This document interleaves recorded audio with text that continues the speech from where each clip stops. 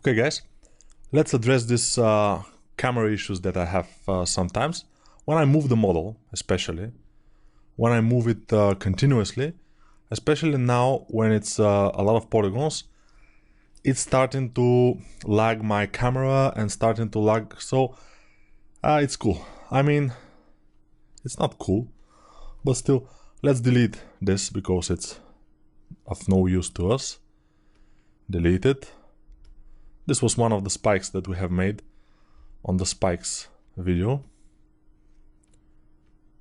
Now dynamic, when the dynamic is on here on the solo, this little tiny thing dynamic here, which is inside the button, it's a button inside of the button. If you turn it on, when you rotate, even if the solo is not on, it will show you only this tool, which in our case may be a good thing because the hiccups on the camera side happened exactly when I move or pan the model, and if we don't have hold the model in the screen, probably it would be a bit lighter.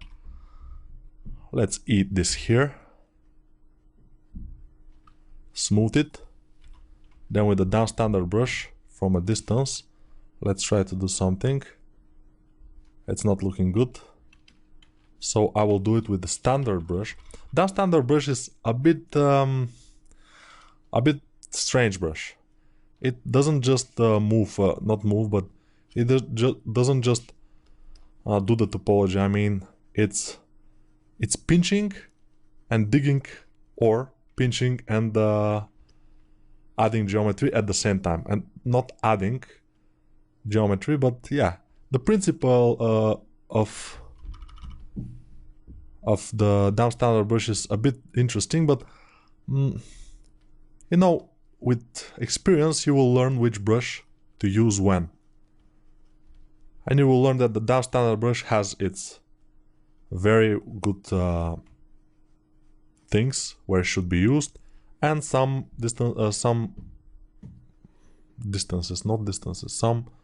instances that it shouldn't be used. So it's up to you.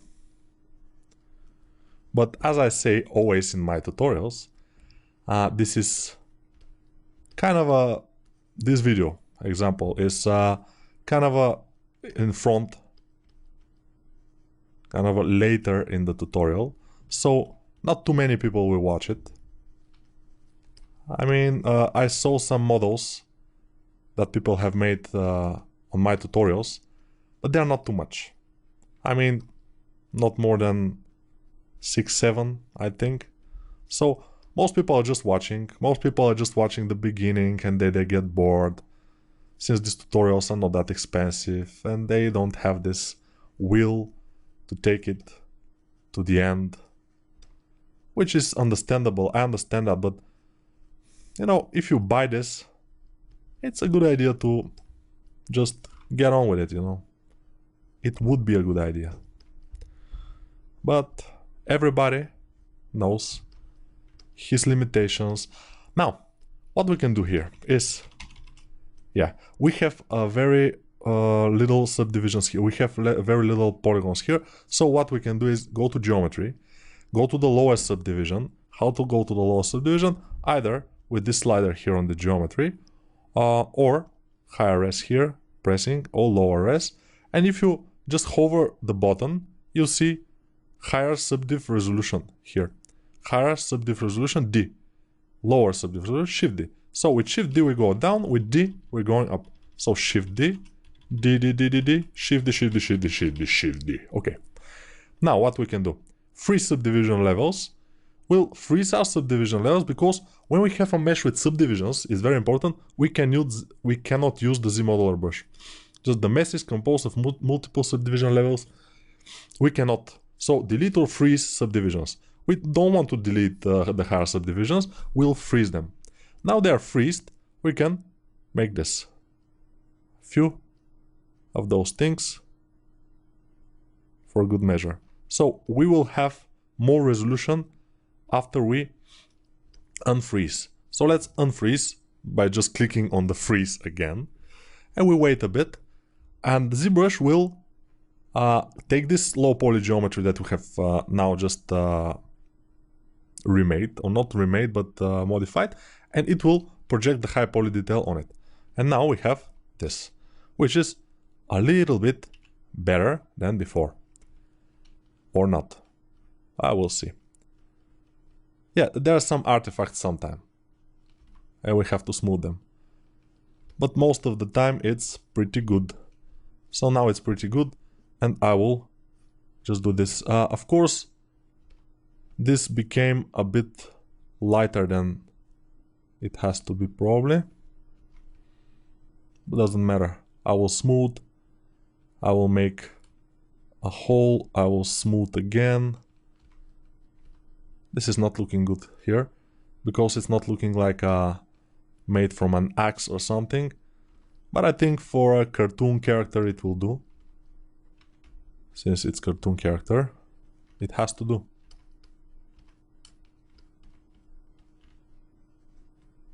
And I'm continuing to use the high polish brush. Let's make it white. White is a bit more contrasty. Yeah, I had to restart the brush again.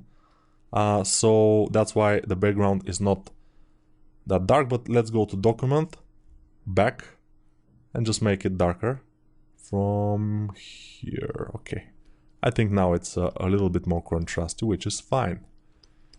So let's fix the cape here. Since the cape is protruding a bit, we have to go with Shift Z on the lowest subdivision and just move this with the move brush, with big move brush. We're moving it. It's double. We remove the double, we don't need it. Then we go back. No, not dynamic subdivisions. We have yeah, we have dynamic subdivision. We haven't yet subdivided it for real, but we have to do it at some point. Otherwise, no. Either way, this is protruding here, and this is not good. We need it only for the top part and maybe for the bottom, like some kind of lower pants or underwear. Yeah, like underwear. It's very cool. So it's a happy coincidence. We have underwear now. It will not be visible from any angle probably. And if you are afraid of this happening, just go here and disable dynamic. But now the camera probably will start to get problems. Now let's continue with this. Apply dynamic oh, we don't have subdivisions. I mean, we don't have dynamic, we have real subdivisions here, unfortunately, or fortunately. But we have to make one more because you see the polygons here. So Control D will make another subdivision. And now we can start working on it, making it sharper at some of those edges. Here, also with the pinch brush, we can go here to make this sharper. Also, we can disable symmetry and make some kind of this thing here, something like this in there. And yeah, basically just with the high polish brush, just clicking and dragging a bit, but not with a prolonged drag, you know, just click and click, click, click, click, click, just a lot of clicks. And it should be okay. And it is, kinda. Okay, from the back, we'll have to make some things just to have a variety, because otherwise it's boring. Yeah, although this is a beginner's ZBrush tutorial or course, it's a good thing to address some basic things for the modeling.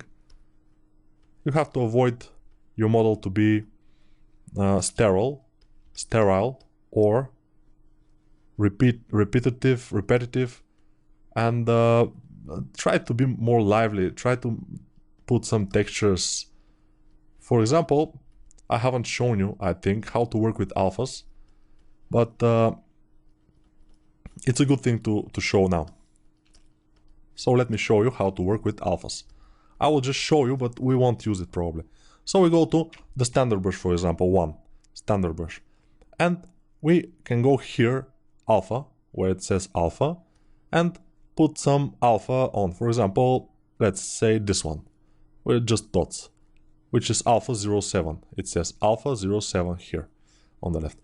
So when we drag our mouse now, we are dragging with this alpha 07. Without the alpha, it is just the standard brush, you know, but with the alpha is this. But here we have the stroke, and the stroke, if we make it drag rect, we can drag this alpha like this. And Control Z, it's pretty nice. Although I don't know exactly what we can use this for in this case. But we can, for example, dial down the Z intensity to 7 and just drag it with Alt to have some variety. And then with the high polish brush, just go over it. And yeah, it will not be too visible, but still, it's kind of there. So we go to standard brush and go to alpha off and here to dots, like it was. This is default. And we continue working. So you know now how to work with alphas. Of course, you can always import your own alphas. For example, now here there are alphas that I use for veins. Those alphas I use for veins. You can see little tiny veins. But I use it with drag rect. And I just drag those like this. And I make tiny veins if I have to on my model. And they look pretty awesome because they are very tiny, very almost invisible, but they are there. And that gives this like realistic look when you're going for that, of course.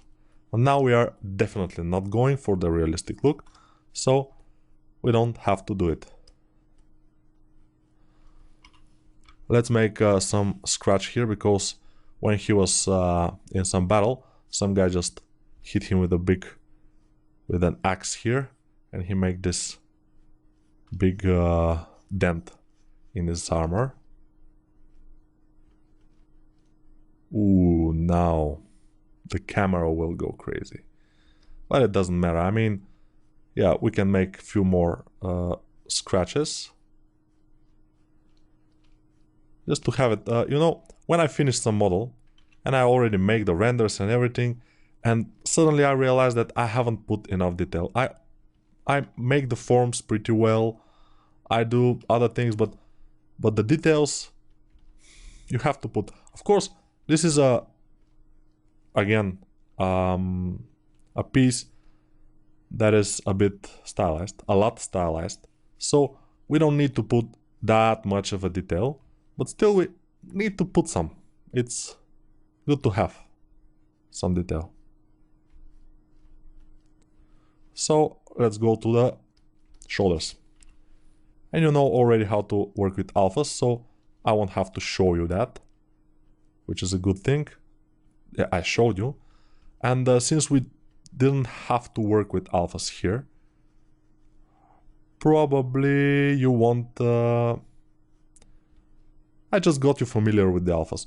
You know, with all the tools that I've shown you here in ZBrush, masking, polygroups, navigating the interface and everything, you can very easy now continue and learn next things from, for example, some of my other tutorials. Of course, they are not in my name exactly, because I made them for other people, but probably I would make some of my own, we'll see. But nonetheless, even those that I made for other people, they are mine. I mean, I made them, so... no, they're not mine. Yeah, that's the difference. They're not mine, but I made them. So you can, if you like my style of teaching, for example, which is a little bit more like not so official and stuff, you can check them out. They're available in Udemy, they're available in some other places, Flip Normal site, and some other places.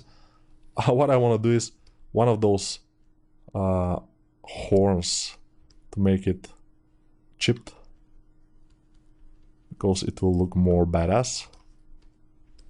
Yeah, not every horn or thorn or whatever should be super good looking. I mean, after all, we are dealing with a badass knight here with horns, so we have to be very careful with that.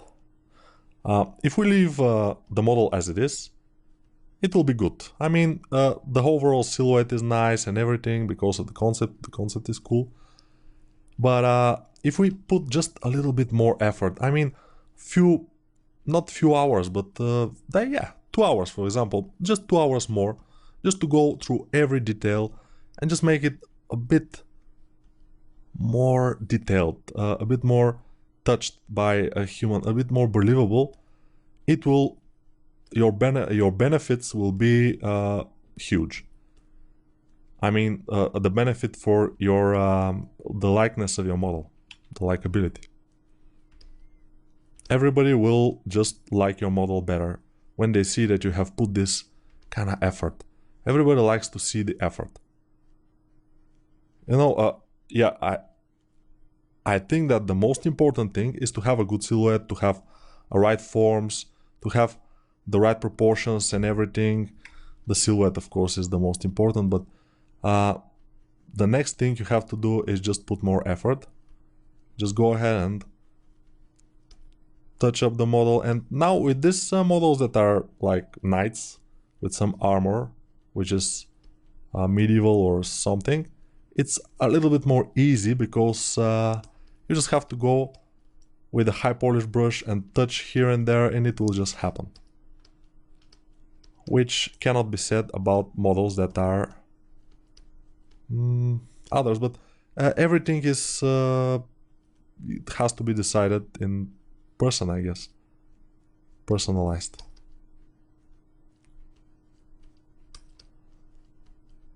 But I think we are getting pretty good. Both shoulders are already nice.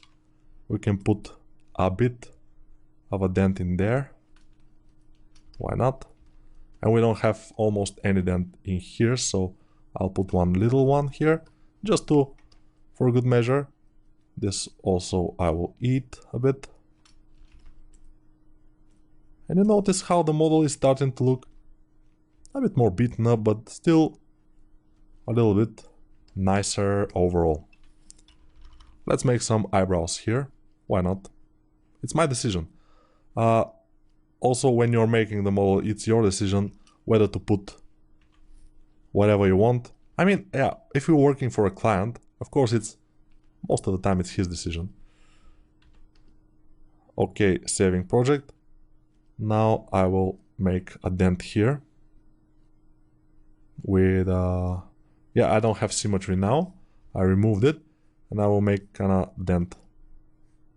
Somebody just slap him.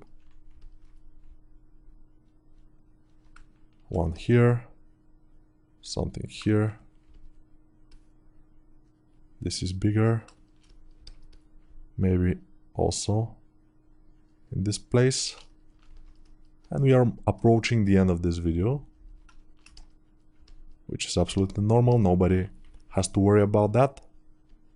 That's just the end of this video. We have more to come. Of course, what we have next is continuing to work on this a little bit and then making the poly paint.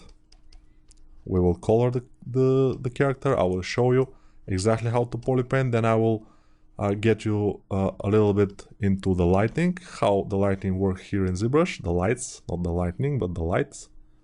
Or the lighting, not lightning, yeah. And then we can make a little render in Photoshop. And we will be ready and good to go. And when you watch everything, you will be just ready to make your own model, of course. And it will be great. I'm telling you, this is just perfect to make models in ZBrush. It's just amazing. It's like I told you, it's still Valentine's Day here, and Valentine's night already. And I love to sit here and just work with you on this model. I don't know, maybe I'm a freak, who knows. But yeah, see you in the next video.